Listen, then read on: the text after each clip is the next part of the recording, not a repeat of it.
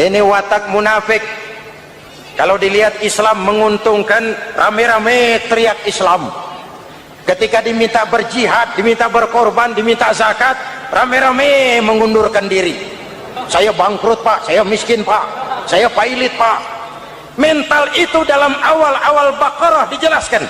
Kullama adha'a lahum masyaw fih wa idza adlama alaihim qamu. Kalau terang mereka berangkat, kalau gelap mereka mandek. Itu ciri orang munafik beragama. Kalau Islam menguntungkan, rame-rame teriak Islam.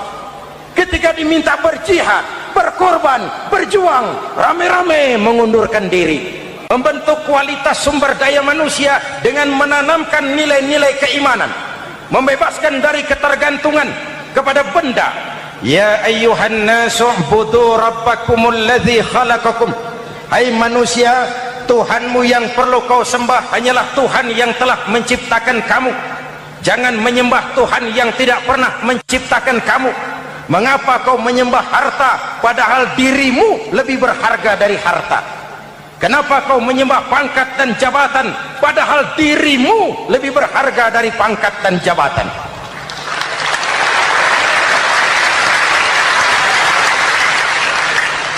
Diajak rasio berpikir, Tuhanmu yang perlu kau sembah hanyalah Tuhan yang menciptakan kamu.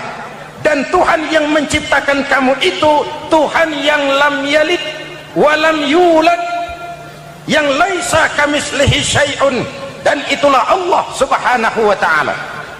Kalau kepada syirik jali, syirik yang terang-terangan, insya Allah tidak. Nyata-nyata menyembah berhala, tidak. Nyata-nyata menyembah pohon, tidak. Nyata-nyata berkeyakinan Tuhan lebih dari satu, tidak. Tapi kita sering terjebak pada syirik kecil, syirik khafi, syirik yang tersamar. Saya sejak pakai cincin ini, jangankan anak gadis, nenek-nenek ngelihat saya cincin. Jangankan anak gadis, nenek-nenek lihat saya lemes cincin. Ini saya sejak ada perkutut rumah ini dagang lancar perkutut. Ini Ramadan bulan penempaan nilai-nilai keimanan. Misi utama Quran menegakkan tauhid, memerangi kemusyrikan, membebaskan manusia dari ketergantungan kepada benda. Dari situ kualitas sumber daya manusia dimulai. Saya sering mengungkapkan selama ini sistem pendidikan kita cuma mengisi otak, bukan membentuk watak. Otak diisi segala macam ilmu, tapi hati kosong, agama rapuh, akhirnya moral rendah. Muncul manusia-manusia yang pintar, cuma sayang tidak benar. Indonesia kita bangkrut, Indonesia kita terpuruk, Indonesia kita sakit sekarang ini kan ulahnya orang-orang yang pintar tapi tidak benar.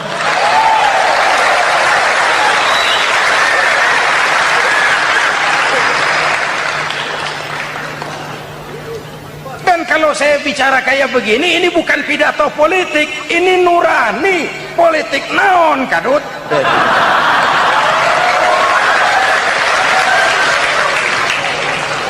Ini nurani, ini tanggung jawab sebagai anak bangsa. Manusia bersuku-suku, ya.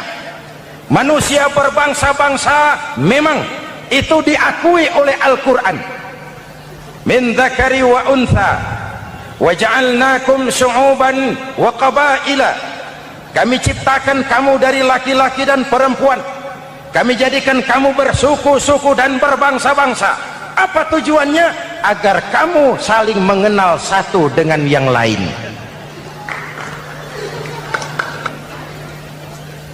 Yang terlepas dari ras, dari manapun orang datang, apapun warna kulitnya, dari suku apapun ia dilahirkan, kalau akidahnya sama, itu kan saudara kita.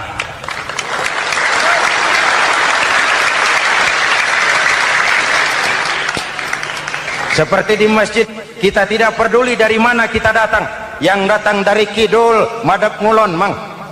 Yang datang dari sebelah lor madep ngulon mang, yang datang dari sebelah wetan madep kulon mang, yang datang dari kulon madep ngulon. Bukan soal dari mana kau datang, tapi satu arah menghadapmu. Kau mau Betawi, mau Sunda, mau Jawa, mau Padang, mau Aceh, mau Batak, mau Ambon, kita satu nusa, satu bangsa, satu bahasa. Marilah kita jadi lem perekat buat lingkungan kita di saat keutuhan kita sebagai bangsa sedang dalam ujian berat. Semangat kebersamaan atas dasar keadilan. Tidak ada mayoritas menekan minoritas. Umat Islam itu kalau besar dia mampu melindungi yang kecil, kalau kecil dia bisa menjaga diri. Tiap sholat Jumat khatib berpesan pada akhir khutbah kedua, innallaha ya'muru bil adli wal ihsan, innallaha ya'muru bil adli wal ihsan. Allah memerintahkan kamu menegakkan keadilan dengan argumen, bukan dengan sentimen. Mengajak, bukan mengejek. Merangkul, tidak untuk tujuan memukul. Kalau sebagai bangsa kita utuh, kompak dan bersatu, saya yakin kita akan bisa mengatasi kesulitan-kesulitan sekarang ini.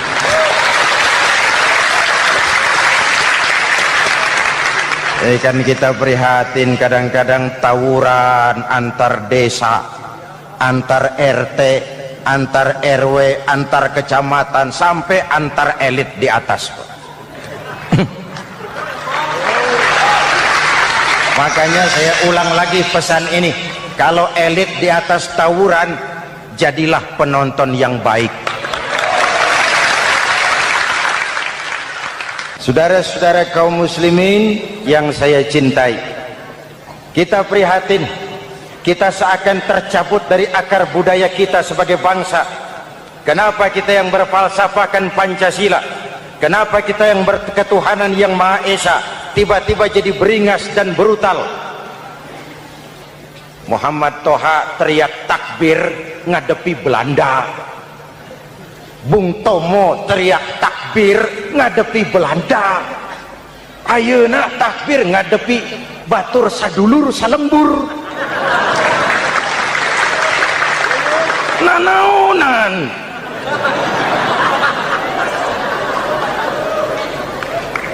Bung Tomo teriak takbir, Muhammad Toha teriak takbir, yang dihadapi jelas penjajah Belanda. Kita ngadepi saudara sendiri, Allahu Akbar, yang sana teriak Allahu Akbar, setan tepuk tangan di tengah. Yuk kita rukun, yuk kita kompak, yuk kita bersatu, yuk. Ada maling ayam ketangkap, disiram bensin, dibakar hidup-hidup. Kok kita bisa begitu? Street justice, pengadilan jalanan mulai tegak. Iyalah kita tidak puas dengan kerja aparat kita, tapi jangan main hakim sendiri. Ini negara, bukan hutan.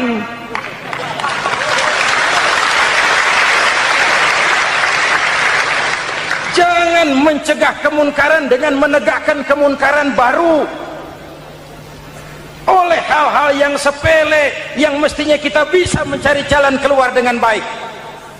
Ayo luruskan saf, rapatkan barisan, satukan langkah, tautkan hati. Kita satu umat yang satu, diikat oleh Al-Quran.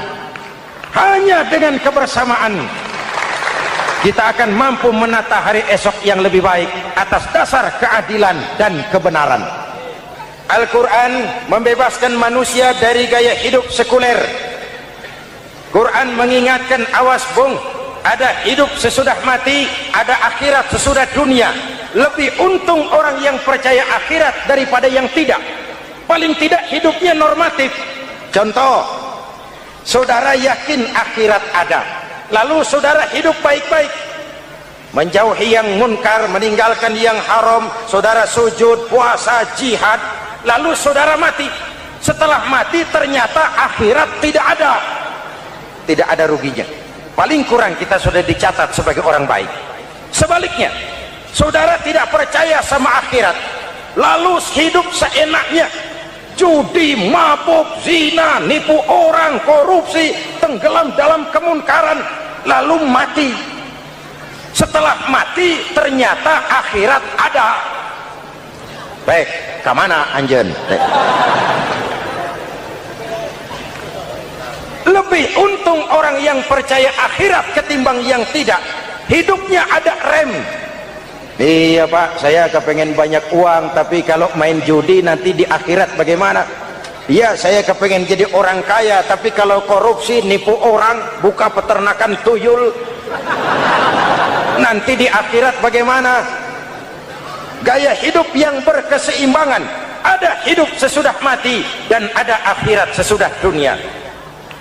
Yang keempat, Quran membebaskan manusia dari belenggu kebodohan.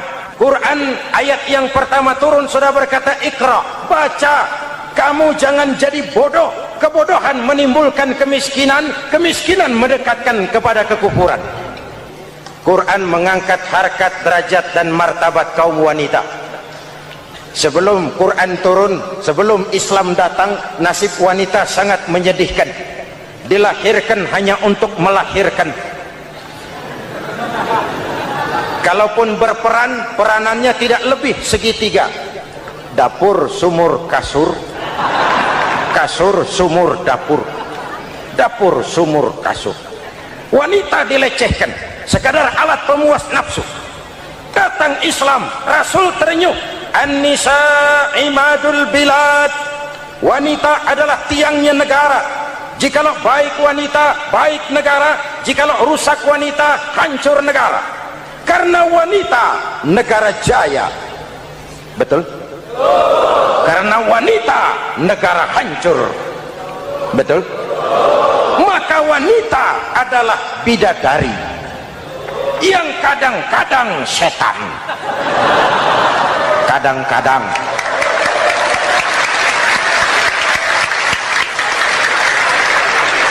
Karena yang hadir di sini bidadari semua. Ibu bapak, saudara-saudara hadirin yang saya hormati. Lalu bagaimana sikap kita terhadap Al-Quran? Quran sendiri menjelaskan, "Tsumma awrasnal kitaba alladzina istafaina min ibadina." Kemudian kami wariskan kitab Al-Quran yang kami pilih buat hamba-hamba kami yang terpilih. Luar biasa.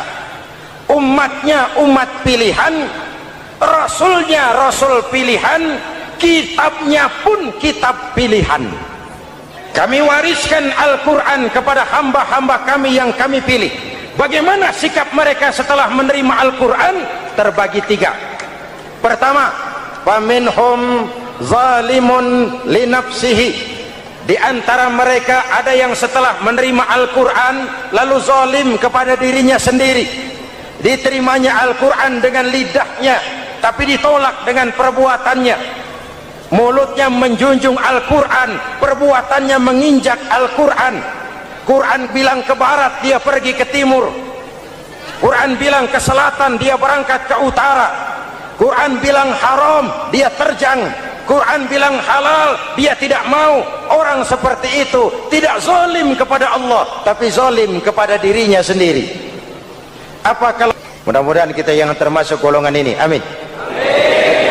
Yang kedua, wa minhum muqtasid. Di antara mereka ada yang menerima Quran 50-50, separuh-separuh. Yang enak dilaksanakan, yang berat ditinggal. Padahal pada sisi lain Quran mengajarkan masuklah ke dalam Islam secara total, kafah, jangan separuh-separuh. Golongan yang ketiga, ini yang ideal. Wa minhum sabiqum bil khairati biiznillah. Di antara mereka ada yang setelah menerima Al-Quran lalu berlomba-lomba mengamalkannya, berlomba-lomba melaksanakannya. Jangan sampai yang baca Quran dengan suara merdu dapat piala, yang mengamalkan Quran dengan konsekuen dapat penjara.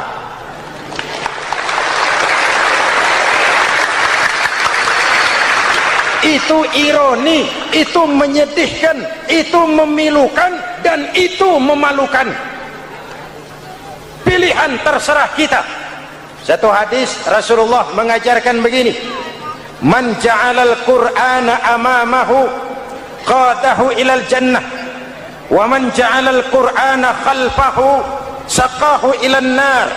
Siapa yang meletakkan Quran di depannya, dijadikannya Quran sebagai imam, Quran akan membimbing dia ke surga, surga dunia, lebih-lebih surga akhirat. Sebaliknya, siapa yang meletakkan Quran di belakang, dibelakanginya ajaran Quran, Quran akan mendorong dia ke neraka, neraka dunia, lebih-lebih neraka akhirat. Quran imam apa makmum? Kita makmum apa imam?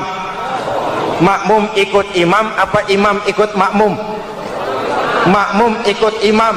Jikalau Quran adalah imam, jikalau kita adalah makmum, ke barat kata Quran, ke barat kita berangkat, ke timur kata Quran, ke timur kita menuju, halal kata Quran, itu yang kita ambil.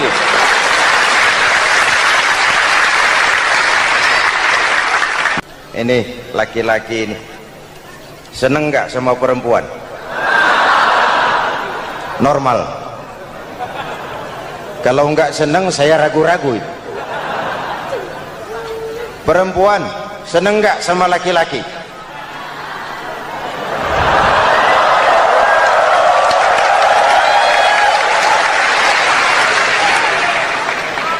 Ini fitrah. Laki-laki suka perempuan, perempuan suka laki-laki. Quran memahami itu. Hai laki-laki, kau senang dengan perempuan. Hai perempuan, kau suka dengan laki-laki. Oke, lewat sini, lewat pintu yang disebut nikah. Kalau kitab suci melarang nikah, itu bertentangan dengan fitrah manusia. Maka dalam Quran, mulai dari umat sampai ulama dan segala profesi dianjurkan nikah. Kalau kiai tidak boleh nikah, saya pilih mengundurkan diri, Pak.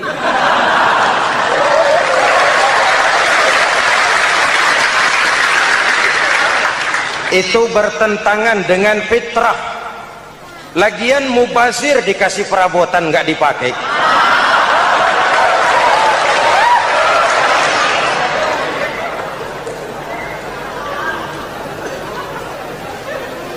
Fitrah.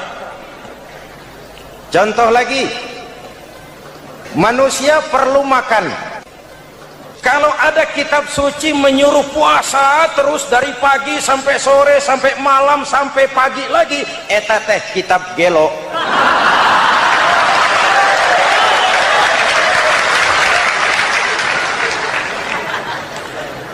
Quran sesuai dengan fitrah. Puasa mulai dari imsak sampai datang waktu maghrib. Puasa ngebleng dari pagi sampai sore sampai malam merusak kesehatan. Malam berpuasa boleh bergaul dengan istri. Kenapa? Fitrah. Kalau siang tidak boleh, malam tidak boleh, sebulan penuh panas kepala.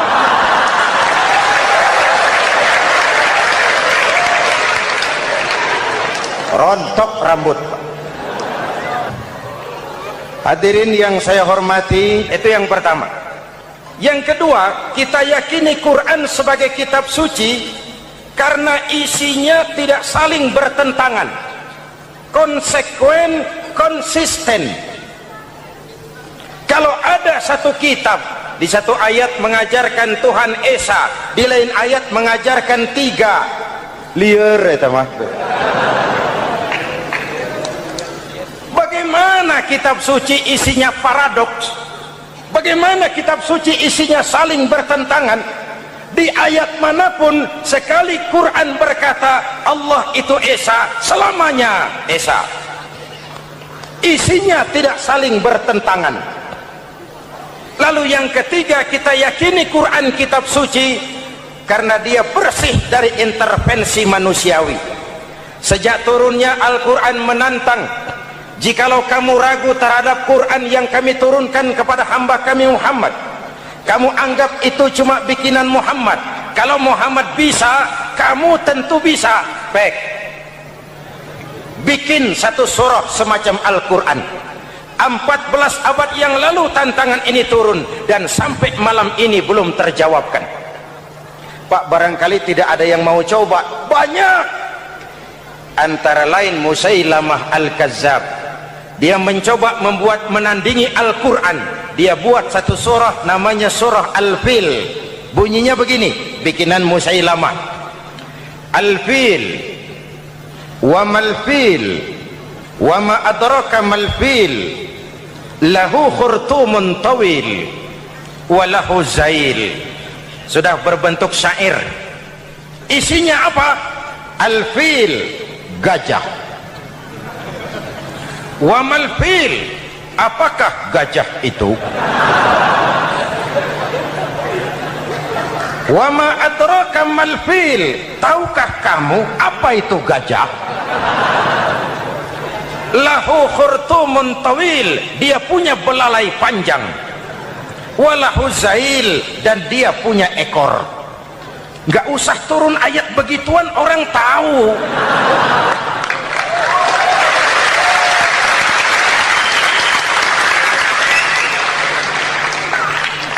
Kalau redaksi mendekati, maka isi jauh panggang dari api. Kitab suci bersih dari campur tangan manusiawi. Maka Al-Quran, ke bahasa apapun dia diterjemahkan, naskah aslinya tetap ikut. Dia boleh diterjemahkan ke bahasa Sunda, bahasa Jawa, bahasa Padang, bahasa Inggris, bahasa Jerman, bahasa Belanda, naskah aslinya tetap ada. Kenapa? Bahasa ke bahasa perbedaannya sering frontal. Kalau dari gelas menjadi gelas, eta mah caket. Dari lamp menjadi lampu, itu masih serumpun. Tapi cokot Sunda dengan cokot Jawa itu jauh bedanya. Atos Sunda dengan atos Jawa itu jauh. Ulama Sunda sama ulama Jawa nggak pernah akur kalimat atos ini.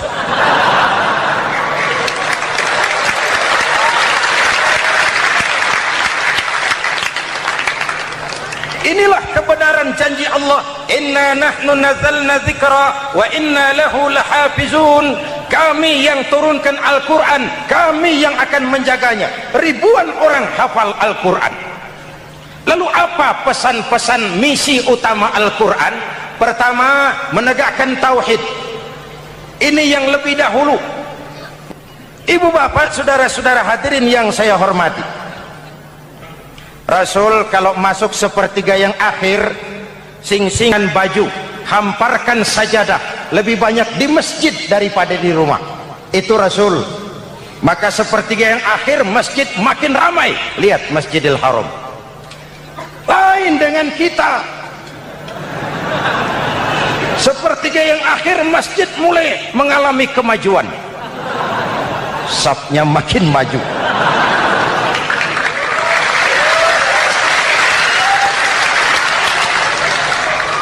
Pasar ramai, terminal beludak. Padahal sepertiga yang akhir itu puncak. Padahal di situ nilai tambah. Dan anggap ini Ramadan terakhir yang diberikan Allah kepada kita.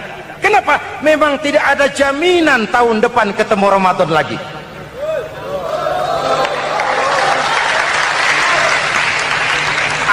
Ini Ramadan terakhir yang diberikan Allah kepada kita. Tidak ada jaminan tahun depan Ramadan akan ketemu lagi. Tidak ada jaminan. Manfaatkan pelukan pemutihan. Semua kita melakukan introspeksi. Tidak tahu kita Ramadan tahun depan nanti masih ketemu apa tidak. Sebagaimana kita tidak tahu kita masih hidup atau tidak. Hadirin yang saya hormati, misi kedua Al-Quran, persaudaraan, kebersamaan atas dasar keadilan dan kebenaran. Mari kita jadikan Ramadan sebagai bulan di mana sedikit demi sedikit kita berupaya kembali menjadi generasi yang Qurani. Rasulullah pernah ditanya, kalau Tuhan wafat ya Rasul, kemana kami minta nasihat? Aku tinggalkan kamu dua nasihat, satu yang diam saja, satu yang bisa bicara. Yang bisa bicara apa ya Rasul? Al-Quran. Minta nasihat Quran. Yang diam saja apa ya Rasul? Maut. Dalam hidup ada dua nasihat. Nasihat yang bisa bicara, Al-Quran. Nasihat yang diam saja, maut. Mau dagang, minta nasihat Quran. Mau bertetangga, minta nasihat Quran. Itu nasihat. Nasihat yang kedua, diam saja, tahu-tahu datang maut. Makanya anggap ini Ramadan terakhir yang diberikan Allah kepada kita, karena tahun depan tidak ada jaminan kita bertemu Ramadan. Misi utama Quran menegakkan tauhid, memerangi kemusyrikan, membebaskan manusia dari ketergantungan kepada benda. Dari situ kualitas sumber daya manusia dimulai. Saya sering mengungkapkan selama ini sistem pendidikan kita cuma mengisi otak, bukan membentuk watak. Otak diisi segala macam ilmu, tapi hati kosong, agama rapuh, akhirnya moral rendah. Muncul manusia-manusia yang pintar, cuma sayang tidak benar. Indonesia kita bangkrut, Indonesia kita terpuruk, Indonesia kita sakit sekarang ini, kan ulahnya orang-orang yang pintar tapi tidak benar.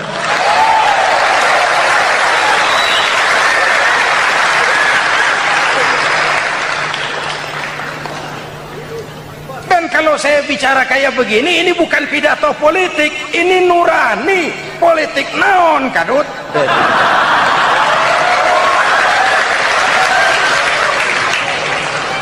Ini nurani, ini tanggung jawab sebagai anak bangsa. Manusia bersuku-suku, ya. Manusia berbangsa-bangsa, memang itu diakui oleh Al-Quran. Min dzakari wa untha waja'alnakum syu'uban wa qabaila. Kami ciptakan kamu dari laki-laki dan perempuan, kami jadikan kamu bersuku-suku dan berbangsa-bangsa. Apa tujuannya? Agar kamu saling mengenal satu dengan yang lain.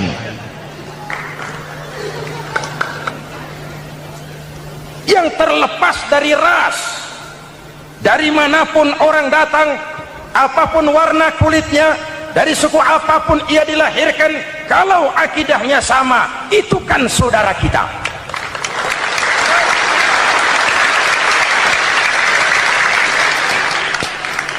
Seperti di masjid, kita tidak peduli dari mana kita datang. Yang datang dari kidul, madep ngulon mang. Yang datang dari sebelah lor, madep ngulon mang. Yang datang dari sebelah wetan, madep kulon mang. Yang datang dari kulon, madep ngulon.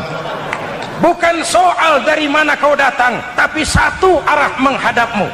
Kau mau Betawi, mau Sunda, mau Jawa, mau Padang, mau Aceh, mau Batak, mau Ambon, kita satu nusa, satu bangsa, satu bahasa. Marilah kita jadi lem perekat buat lingkungan kita di saat keutuhan kita sebagai bangsa sedang dalam ujian berat. Semangat kebersamaan atas dasar keadilan. Tidak ada mayoritas menekan minoritas. Umat Islam itu kalau besar, dia mampu melindungi yang kecil. Kalau kecil, dia bisa menjaga diri. Tiap sholat Jumat khatib berpesan pada akhir khutbah kedua, innallaha ya'muru bil adli wal ihsan, innallaha ya'muru bil adli wal ihsan. Allah memerintahkan kamu menegakkan keadilan dengan argumen, bukan dengan sentimen. Mengajak, bukan mengejek. Merangkul, tidak untuk tujuan memukul. Kalau sebagai bangsa kita utuh, kompak dan bersatu, saya yakin kita akan bisa mengatasi kesulitan-kesulitan sekarang ini.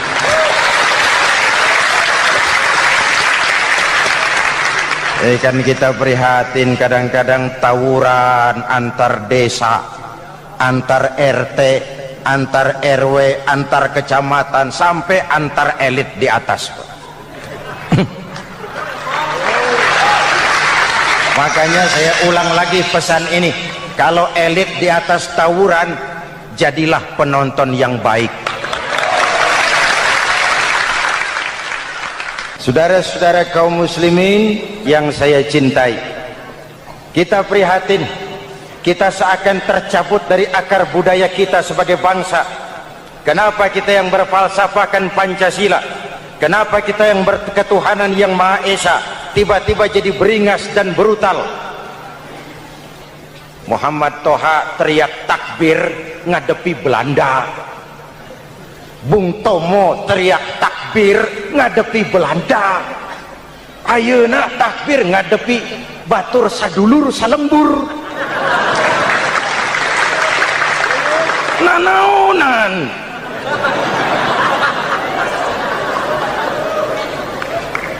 Bung Tomo teriak takbir, Muhammad Toha teriak takbir, yang dihadapi jelas penjajah Belanda. Kita ngadepi saudara sendiri, Allahu Akbar, yang sana teriak Allahu Akbar, setan tepuk tangan di tengah. Yuk kita rukun, yuk kita kompak, yuk kita bersatu, yuk. Ada maling ayam ketangkap, disiram bensin, dibakar hidup-hidup. Kok kita bisa begitu? Street justice, pengadilan jalanan mulai tegak. Iyalah kita tidak puas dengan kerja aparat kita, tapi jangan main hakim sendiri. Ini negara, bukan hutan.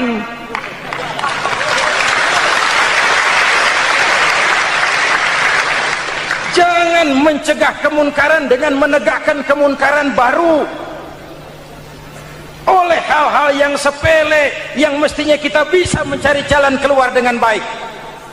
Ayo luruskan saf, rapatkan barisan, satukan langkah, tautkan hati. Kita satu umat yang satu, diikat oleh Al-Quran. Hanya dengan kebersamaan kita akan mampu menata hari esok yang lebih baik atas dasar keadilan dan kebenaran. Al-Quran membebaskan manusia dari gaya hidup sekuler. Quran mengingatkan, awas bung, ada hidup sesudah mati, ada akhirat sesudah dunia. Lebih untung orang yang percaya akhirat daripada yang tidak. Paling tidak hidupnya normatif.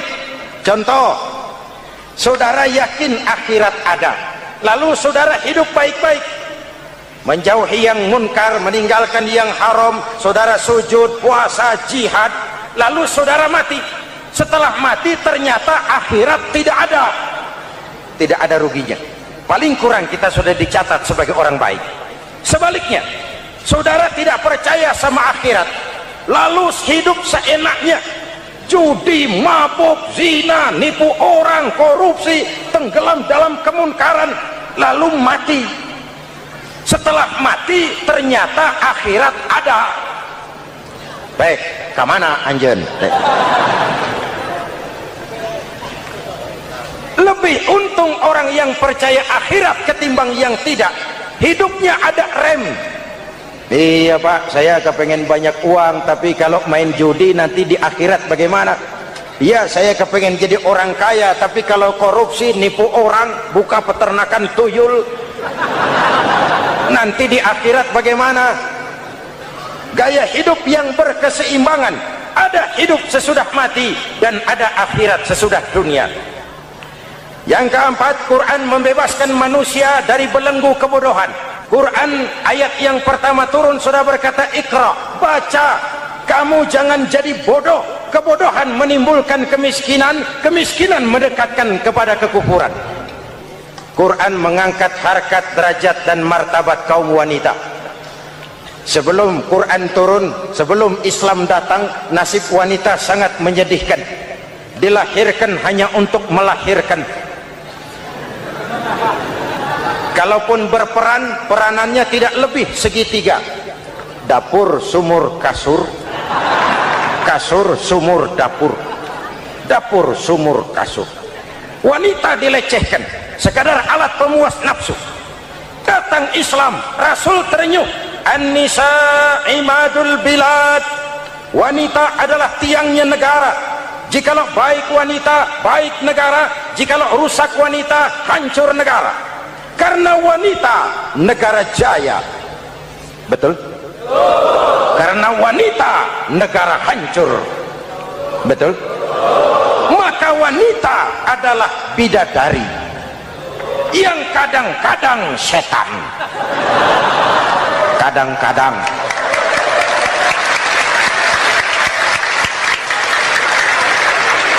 Karena yang hadir di sini bidadari semua.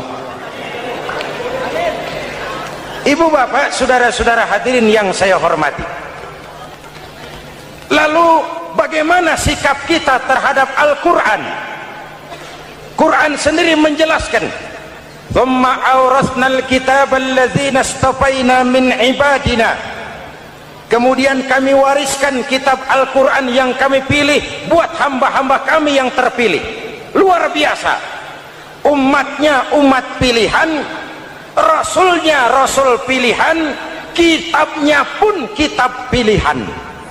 Kami wariskan Al-Quran kepada hamba-hamba kami yang kami pilih. Bagaimana sikap mereka setelah menerima Al-Quran?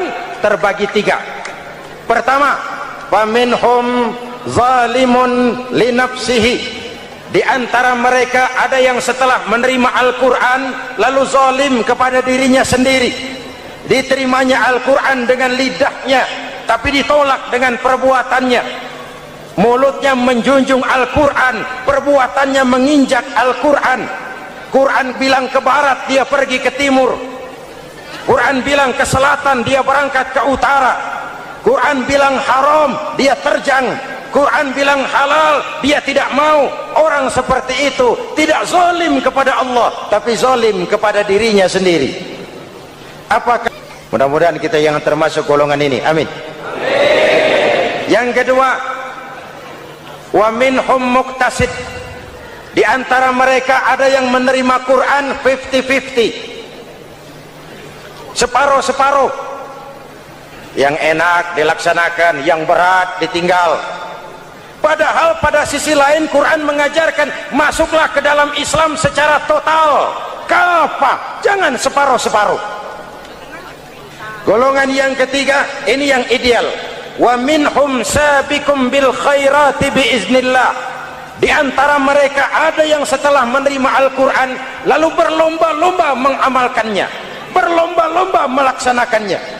Jangan sampai yang baca Quran dengan suara merdu dapat piala, yang mengamalkan Quran dengan konsekuen dapat penjara.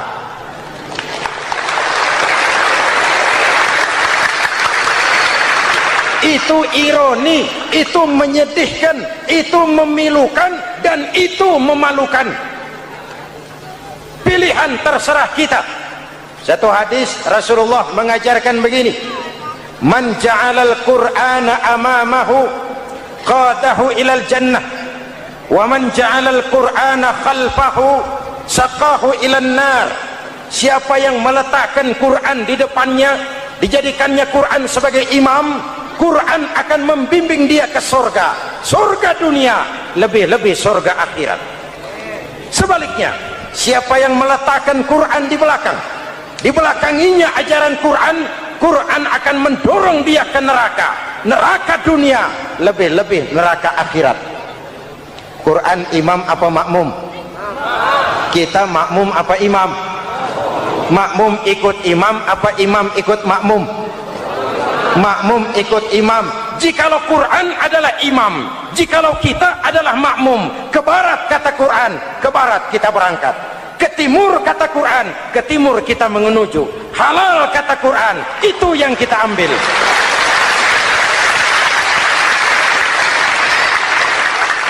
Ini laki-laki ini seneng nggak sama perempuan? Normal. Kalau nggak seneng saya ragu-ragu. Perempuan seneng nggak sama laki-laki?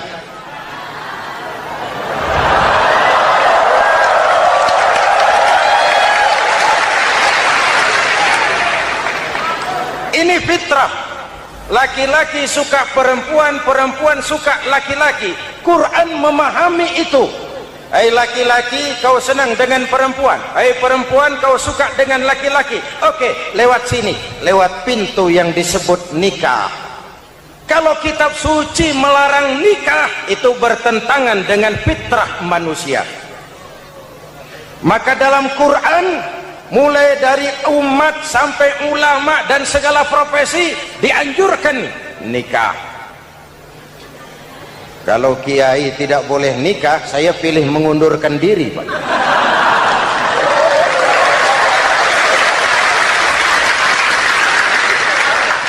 Itu bertentangan dengan fitrah. Lagian mubazir dikasih perabotan nggak dipakai.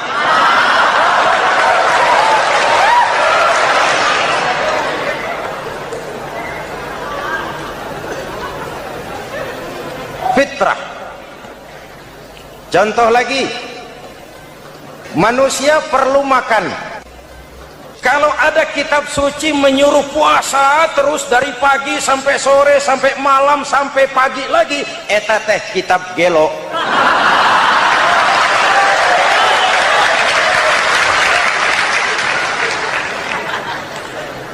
Quran sesuai dengan fitrah, puasa mulai dari imsak sampai datang waktu maghrib.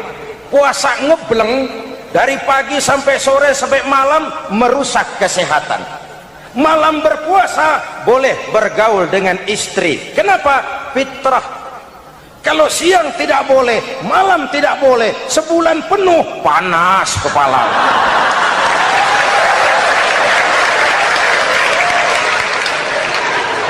Rontok rambut. Hadirin yang saya hormati, itu yang pertama. Yang kedua, kita yakini Quran sebagai kitab suci karena isinya tidak saling bertentangan, konsekuen, konsisten. Kalau ada satu kitab, di satu ayat mengajarkan Tuhan Esa, di lain ayat mengajarkan tiga, liar ya teman. Bagaimana kitab suci isinya paradoks? Bagaimana kitab suci isinya saling bertentangan? Di ayat manapun sekali Quran berkata Allah itu Esa, selamanya Esa. Isinya tidak saling bertentangan. Lalu yang ketiga, kita yakini Quran kitab suci karena dia bersih dari intervensi manusiawi. Sejak turunnya Al-Quran menantang, jikalau kamu ragu terhadap Quran yang kami turunkan kepada hamba kami Muhammad, kamu anggap itu cuma bikinan Muhammad. Kalau Muhammad bisa, kamu tentu bisa. Baik, bikin satu surah semacam Al-Quran. 14 abad yang lalu tantangan ini turun dan sampai malam ini belum terjawabkan. Pak, barangkali tidak ada yang mau coba. Banyak. Antara lain Musailamah Al-Kazzab, dia mencoba membuat menandingi Al-Quran. Dia buat satu surah namanya surah Al-Fil. Bunyinya begini, bikinan Musailamah. Al-Fil, wa mal-fil, wa ma adraka mal-fil, lahu khurtumun tawil, wa lahu zail. Sudah berbentuk syair. Isinya apa? Al-Fil, gajah. Wa mal-fil, apakah gajah itu? Wa ma adraka mal fil, tahukah kamu apa itu gajah? Lahu khurtumun tawil, dia punya belalai panjang. Wa lahu zail, dan dia punya ekor. Nggak usah turun ayat begituan, orang tahu.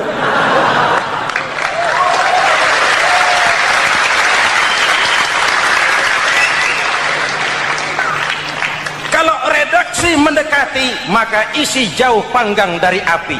Kitab suci bersih dari campur tangan manusiawi. Maka Al-Quran, ke bahasa apapun dia diterjemahkan, naskah aslinya tetap ikut. Dia boleh diterjemahkan ke bahasa Sunda, bahasa Jawa, bahasa Padang, bahasa Inggris, bahasa Jerman, bahasa Belanda, naskah aslinya tetap ada. Kenapa? Bahasa ke bahasa perbedaannya sering frontal.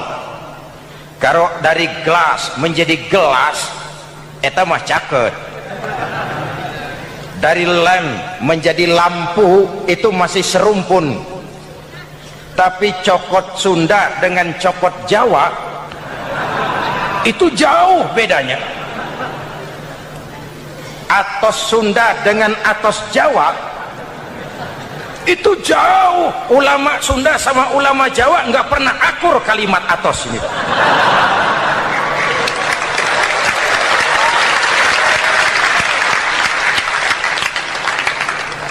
Inilah kebenaran janji Allah, inna nahnu nazzalna dzikra wa inna lahu lahafizun. Kami yang turunkan Al-Quran, kami yang akan menjaganya. Ribuan orang hafal Al-Quran. Lalu apa pesan-pesan misi utama Al-Quran? Pertama, menegakkan tauhid. Ini yang lebih dahulu. Ibu bapak, saudara-saudara hadirin yang saya hormati, Rasul kalau masuk sepertiga yang akhir, sing-singan baju, hamparkan sajadah, lebih banyak di masjid daripada di rumah. Itu Rasul. Maka sepertiga yang akhir masjid makin ramai. Lihat Masjidil Haram. Lain dengan kita. Sepertiga yang akhir masjid mulai mengalami kemajuan. Safnya makin maju.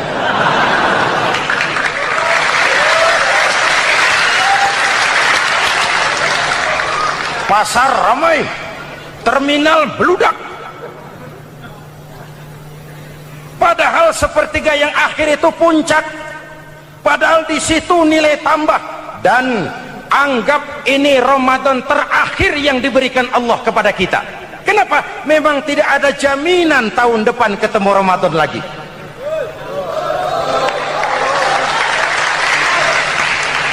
Anggap ini Ramadan terakhir yang diberikan Allah kepada kita. Tidak ada jaminan tahun depan Ramadan akan ketemu lagi. Tidak ada jaminan. Manfaatkan pelukan pemutihan. Semua kita melakukan introspeksi. Tidak tahu kita Ramadan tahun depan nanti masih ketemu apa tidak. Sebagaimana kita tidak tahu kita masih hidup atau tidak. Hadirin yang saya hormati, misi kedua Al-Quran, persaudaraan, kebersamaan atas dasar keadilan dan kebenaran. Mari kita jadikan Ramadan sebagai bulan di mana sedikit demi sedikit kita berupaya kembali menjadi generasi yang Qurani. Rasulullah pernah ditanya, kalau Tuhan wafat ya Rasul, kemana kami minta nasihat? Aku tinggalkan kamu dua nasihat. Satu yang diam saja, satu yang bisa bicara. Yang bisa bicara apa ya Rasul? Al-Quran. Minta nasihat Quran. Yang diam saja apa ya Rasul? Maut. Dalam hidup ada dua nasihat. Nasihat yang bisa bicara, Al-Quran. Nasihat yang diam saja, maut. Mau dagang, minta nasihat Quran. Mau bertetangga, minta nasihat Quran. Itu nasihat. Nasihat yang kedua, diam saja, tahu-tahu datang maut. Makanya anggap ini Ramadan terakhir yang diberikan Allah kepada kita, karena tahun depan tidak ada jaminan kita bertemu Ramadan. Misi utama Quran menegakkan tauhid, memerangi kemusyrikan, membebaskan manusia dari ketergantungan kepada benda. Dari situ kualitas sumber daya manusia dimulai. Saya sering ungkapkan, selama ini sistem pendidikan kita cuma mengisi otak, bukan membentuk watak. Otak diisi segala macam ilmu, tapi hati kosong, agama rapuh, akhirnya moral rendah. Muncul manusia-manusia yang pintar, cuma sayang tidak benar. Indonesia kita bangkrut, Indonesia kita terpuruk, Indonesia kita sakit sekarang ini, kan ulahnya orang-orang yang pintar tapi tidak benar.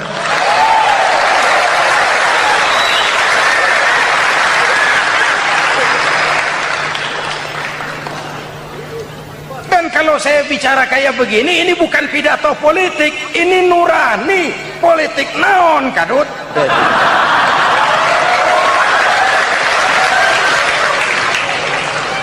Ini nurani, ini tanggung jawab sebagai anak bangsa.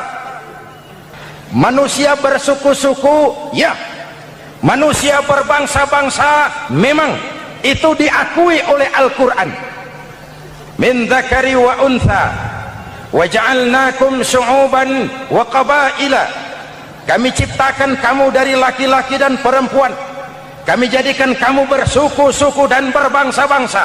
Apa tujuannya? Agar kamu saling mengenal satu dengan yang lain.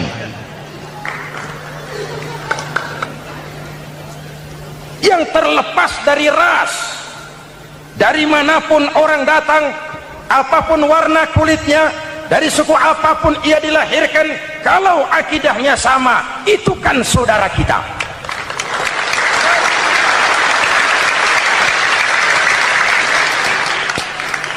Seperti di masjid, kita tidak peduli dari mana kita datang. Yang datang dari kidul, madhab ngulon mang. Yang datang dari sebelah lor, madhab ngulon mang. yang datang dari sebelah wetan madep kulon mang, yang datang dari kulon madep ngulon. Bukan soal dari mana kau datang, tapi satu arah menghadapmu. Kau mau Betawi, mau Sunda, mau Jawa, mau Padang, mau Aceh, mau Batak, mau Ambon, kita satu nusa, satu bangsa, satu bahasa. Marilah kita jadi lem perekat buat lingkungan kita di saat keutuhan kita sebagai bangsa sedang dalam ujian berat. Semangat kebersamaan atas dasar keadilan. Tidak ada mayoritas menekan minoritas. Umat Islam itu kalau besar dia mampu melindungi yang kecil, kalau kecil dia bisa menjaga diri. Tiap sholat Jumat khatib berpesan pada akhir khutbah kedua, innallaha ya'muru bil adli wal ihsan, innallaha ya'muru bil adli wal ihsan. Allah memerintahkan kamu menegakkan keadilan dengan argumen, bukan dengan sentimen, mengajak bukan mengejek, merangkul tidak untuk tujuan memukul. Kalau sebagai bangsa kita utuh, kompak dan bersatu, saya yakin kita akan bisa mengatasi kesulitan-kesulitan sekarang ini.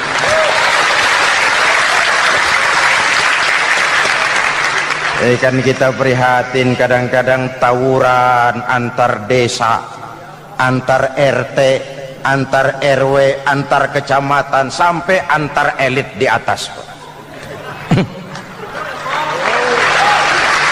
Makanya saya ulang lagi pesan ini, kalau elit di atas tawuran, jadilah penonton yang baik. Saudara-saudara kaum muslimin yang saya cintai, kita prihatin, kita seakan tercabut dari akar budaya kita sebagai bangsa. Kenapa kita yang berfalsafahkan Pancasila, kenapa kita yang berketuhanan yang Maha Esa tiba-tiba jadi beringas dan brutal? Muhammad Toha teriak takbir ngadepi Belanda, Bung Tomo teriak takbir ngadepi Belanda, ayeuna takbir ngadepi batur sadulur salembur. Nanaonan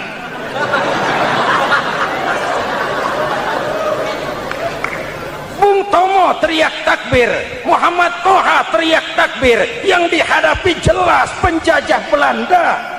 Kita ngadepi saudara sendiri, Allahu Akbar, yang sana teriak Allahu Akbar, setan tepuk tangan di tengah. Yuk kita rukun, yuk kita kompak, yuk kita bersatu, yuk. Ada maling ayam ketangkap, disiram bensin, dibakar hidup-hidup. Kok kita bisa begitu?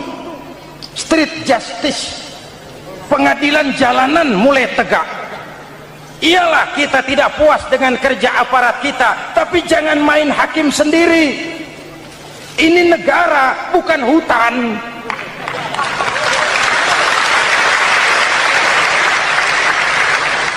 Jangan mencegah kemunkaran dengan menegakkan kemunkaran baru. Oleh hal-hal yang sepele yang mestinya kita bisa mencari jalan keluar dengan baik. Ayo luruskan saf, rapatkan barisan, satukan langkah, tautkan hati. Kita satu umat yang satu, diikat oleh Al-Quran. Hanya dengan kebersamaan kita akan mampu menata hari esok yang lebih baik atas dasar keadilan dan kebenaran.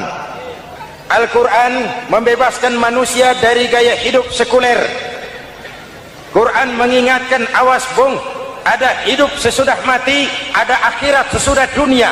Lebih untung orang yang percaya akhirat daripada yang tidak. Paling tidak hidupnya normatif. Contoh, saudara yakin akhirat ada, lalu saudara hidup baik-baik, menjauhi yang munkar, meninggalkan yang haram, saudara sujud, puasa, jihad, lalu saudara mati. Setelah mati ternyata akhirat tidak ada. Tidak ada ruginya. Paling kurang kita sudah dicatat sebagai orang baik. Sebaliknya, saudara tidak percaya sama akhirat, lalu hidup seenaknya, judi, mabuk, zina, nipu orang, korupsi, tenggelam dalam kemunkaran, lalu mati. setelah mati ternyata akhirat ada. Baik, kemana anjen? Lebih untung orang yang percaya akhirat ketimbang yang tidak. Hidupnya ada rem. Iya Pak, saya kepengen banyak uang, tapi kalau main judi nanti di akhirat bagaimana? Iya, saya kepengen jadi orang kaya, tapi kalau korupsi, nipu orang, buka peternakan tuyul, nanti di akhirat bagaimana? Gaya hidup yang berkeseimbangan. Ada hidup sesudah mati dan ada akhirat sesudah dunia. Yang keempat, Quran membebaskan manusia dari belenggu kebodohan. Quran ayat yang pertama turun sudah berkata, Iqra, baca, kamu jangan jadi bodoh. Kebodohan menimbulkan kemiskinan, kemiskinan mendekatkan kepada kekufuran. Quran mengangkat harkat, derajat dan martabat kaum wanita. Sebelum Quran turun, sebelum Islam datang, nasib wanita sangat menyedihkan. Dilahirkan hanya untuk melahirkan. Kalaupun berperan, peranannya tidak lebih segitiga. Dapur, sumur, kasur. Kasur, sumur, dapur. Dapur, sumur, kasur. Wanita dilecehkan, sekadar alat pemuas nafsu. Datang Islam, Rasul terenyuh. An-nisa imadul bilad. Wanita adalah tiangnya negara. Jikalau baik wanita, baik negara. Jikalau rusak wanita, hancur negara. Karena wanita, negara jaya. Betul? Karena wanita, negara hancur. Betul? Maka wanita adalah bidadari yang kadang-kadang setan. Kadang-kadang.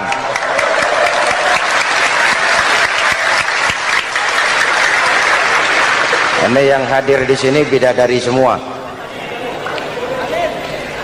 Ibu bapak, saudara-saudara hadirin yang saya hormati. Lalu bagaimana sikap kita terhadap Al-Quran? Quran sendiri menjelaskan, "Tsumma awrasnal kitaba alladzina istafaina min ibadina."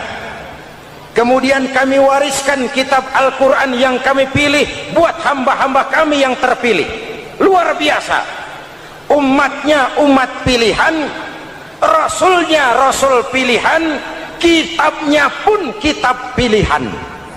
Kami wariskan Al-Quran kepada hamba-hamba kami yang kami pilih. Bagaimana sikap mereka setelah menerima Al-Quran? Terbagi tiga. Pertama, faminhum zalimun linafsihi.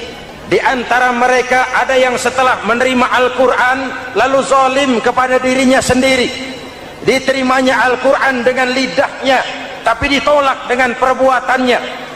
Mulutnya menjunjung Al-Quran, perbuatannya menginjak Al-Quran.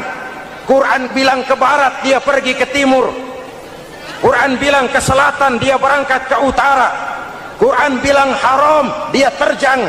Quran bilang halal, dia tidak mau. Orang seperti itu tidak zalim kepada Allah, tapi zalim kepada dirinya sendiri. Apa kalau, mudah-mudahan kita yang termasuk golongan ini, amin. Yang kedua, wa minhum muqtasid.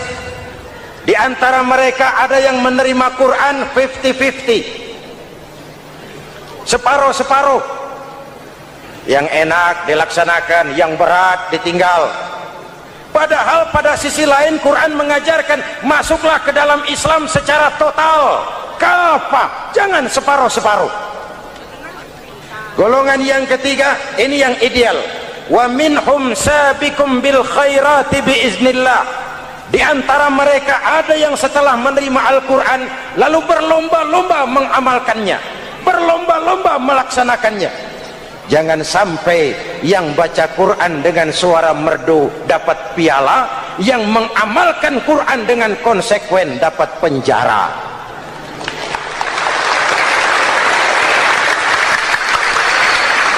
Itu ironi, itu menyedihkan, itu memilukan, dan itu memalukan. Pilihan terserah kita. Satu hadis Rasulullah mengajarkan begini, man ja'alal qur'ana amamahu qadahu ilal jannah. wa man ja'alal qur'ana khalfahu saqahu ilan nar. Siapa yang meletakkan Quran di depannya, dijadikannya Quran sebagai imam, Quran akan membimbing dia ke surga, surga dunia, lebih-lebih surga akhirat. Sebaliknya, siapa yang meletakkan Quran di belakang, dibelakanginya ajaran Quran, Quran akan mendorong dia ke neraka, neraka dunia, lebih-lebih neraka akhirat. Quran imam apa makmum? Kita makmum apa imam? Makmum ikut imam apa imam ikut makmum? Makmum ikut imam. Jikalau Quran adalah imam, jikalau kita adalah makmum, ke barat kata Quran, ke barat kita berangkat, ke timur kata Quran, ke timur kita menuju, halal kata Quran, itu yang kita ambil.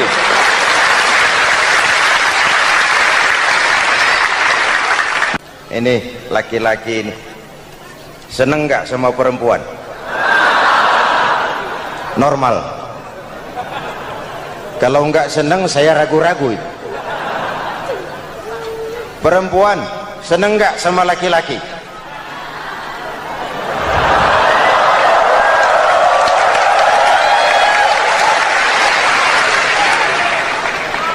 Ini fitrah.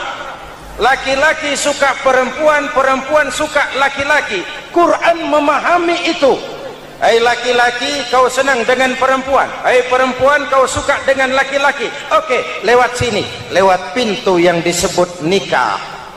Kalau kitab suci melarang nikah, itu bertentangan dengan fitrah manusia. Maka dalam Quran, mulai dari umat sampai ulama dan segala profesi, dianjurkan nikah. Kalau kiai tidak boleh nikah, saya pilih mengundurkan diri, Pak.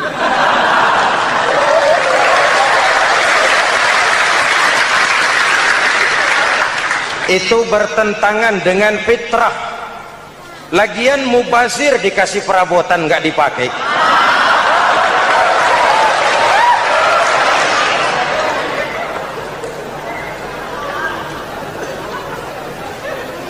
Fitrah.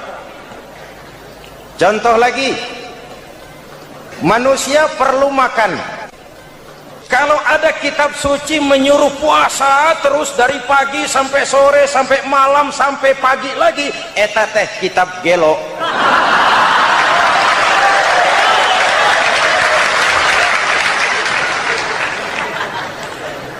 Quran sesuai dengan fitrah, puasa mulai dari imsak sampai datang waktu maghrib. Puasa ngebleng dari pagi sampai sore sampai malam merusak kesehatan. Malam berpuasa boleh bergaul dengan istri. Kenapa? Fitrah. Kalau siang tidak boleh, malam tidak boleh, sebulan penuh panas kepala.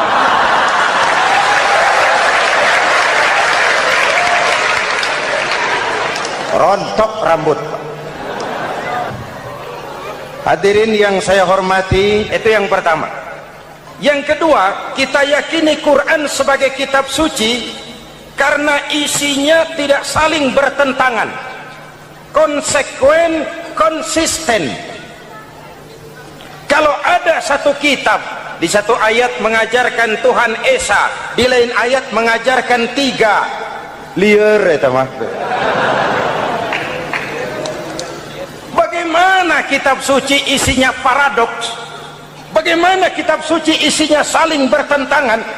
Di ayat manapun sekali Quran berkata Allah itu Esa, selamanya Esa. Isinya tidak saling bertentangan. Lalu yang ketiga, kita yakini Quran kitab suci karena dia bersih dari intervensi manusiawi. Sejak turunnya Al-Quran menantang, jikalau kamu ragu terhadap Quran yang kami turunkan kepada hamba kami Muhammad, kamu anggap itu cuma bikinan Muhammad. Kalau Muhammad bisa, kamu tentu bisa.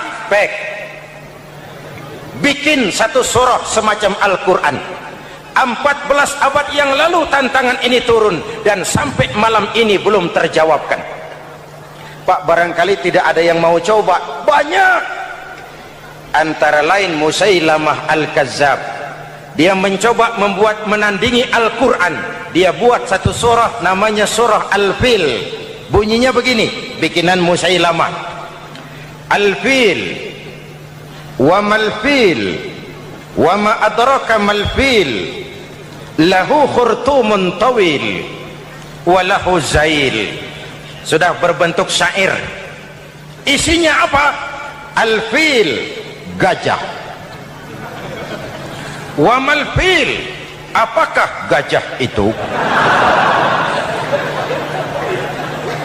Wa ma adraka mal-fil, tahukah kamu apa itu gajah? Lahu khurtumun tawil, dia punya belalai panjang. Wa lahu zail, dan dia punya ekor. Nggak usah turun ayat begituan, orang tahu.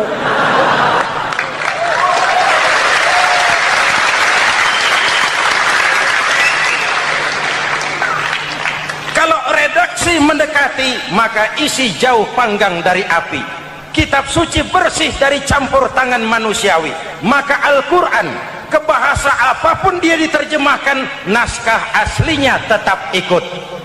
Dia boleh diterjemahkan ke bahasa Sunda, bahasa Jawa, bahasa Padang, bahasa Inggris, bahasa Jerman, bahasa Belanda, naskah aslinya tetap ada. Kenapa? Bahasa ke bahasa perbedaannya sering frontal. Kalau dari gelas menjadi gelas, eta mah caket. Dari lem menjadi lampu, itu masih serumpun. Tapi cokot Sunda dengan cokot Jawa, itu jauh bedanya. Atos Sunda dengan atos Jawa, itu jauh. Ulama Sunda sama ulama Jawa nggak pernah akur kalimat atos ini.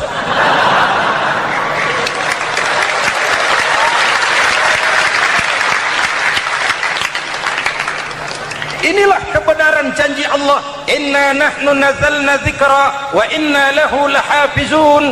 Kami yang turunkan Al-Quran, kami yang akan menjaganya. Ribuan orang hafal Al-Quran. Lalu apa pesan-pesan misi utama Al-Quran? Pertama, menegakkan tauhid. Ini yang lebih dahulu. Ibu bapak, saudara-saudara hadirin yang saya hormati, Rasul kalau masuk sepertiga yang akhir, sing-singan baju, hamparkan sajadah, lebih banyak di masjid daripada di rumah. Itu Rasul. Maka sepertiga yang akhir masjid makin ramai. Lihat Masjidil Haram. Lain dengan kita. Sepertiga yang akhir masjid mulai mengalami kemajuan. Safnya makin maju.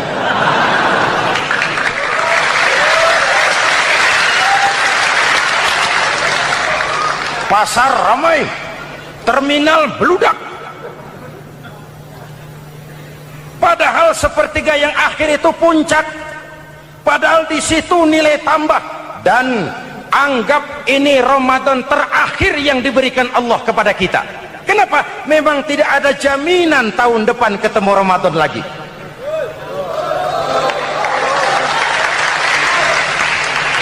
Anggap ini Ramadan terakhir yang diberikan Allah kepada kita. Tidak ada jaminan tahun depan Ramadan akan ketemu lagi. Tidak ada jaminan.